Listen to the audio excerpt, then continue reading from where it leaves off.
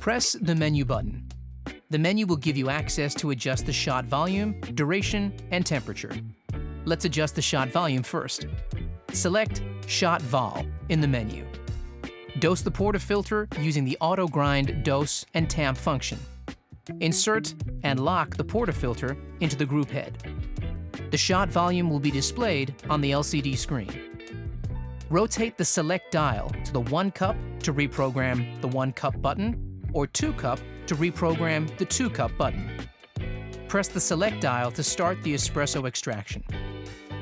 When your required espresso volume or duration has been extracted, press the select dial to stop the extraction. The machine will beep once to confirm the new volume plus duration.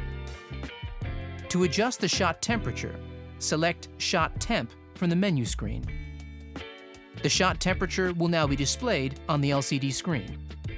Press the select dial and the current temperature will flash. Turn the select dial to the required temperature, then press again to set. The machine will beep once to confirm the new temperature.